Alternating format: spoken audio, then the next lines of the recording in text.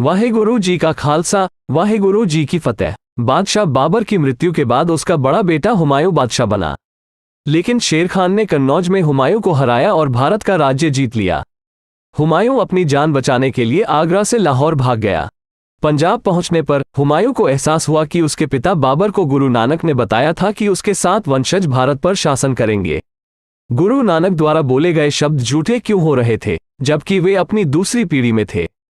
इसका न्याय करने के लिए उसने अपने वजीर से पूछा, इन दिनों गुरु नानक के सिंहासन पर कौन है? उन्होंने उत्तर दिया, गुरु अंगद देव जी हैं।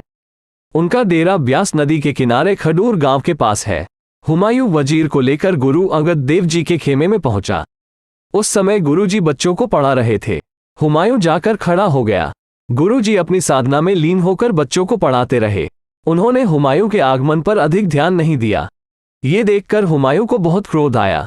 ये सोचकर कि गुरुजी को अपने आने की परवाह नहीं है, उसने गुरुजी को मारने का मन बना लिया और जब वह अपनी तलवार म्यान से निकालने ही वाला था तो गुरुजी ने कहा, हुमायूं, तब ये तलवार कहाँ थी जब आप शेर खान से हार कर भाग गए? गुरुजी की सच्चाई सुनकर हुमायूं बहुत शर्मिंदा हुआ। उसने हाथ जोड़कर गुरुजी से विनती की, मैं भूल गया। आप भगवान का रूप है और मुझे क्षमा करें। मैं आपकी तरफ से पूछने आया हूं कि गुरु नानक देव जी ने मेरे पिता को 7 पीढ़ियों का राज्य दिया था, लेकिन ये बात झूठी क्यों होने लगी है? गुरु जी ने कहा, जब तक राजा न्याय करता है उसका राज्य उसका हिस्सा रहता है। अवश्य ही आपके साथ कोई अन्याय हुआ होगा जिसके कारण आपका राज्य चला गया। यदि तुम अब तलवार न उठाते तो अब तक राज्य पा लेते, परंतु अब तुम ईरान लौट जाओ। जब तुम फिर आओगे तो राज्य पाओगे। 15 वर्ष बाद 22 जून 1555 को हुमायूं पुनः भारत का सम्राट बना।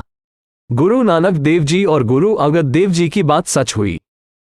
शिक्षा, कभी भी अपने बल का अभिमान नहीं करना चाहिए और इस बल का प्रयोग अन्याय करने या किसी को धक्का देने में नहीं करना चाहिए।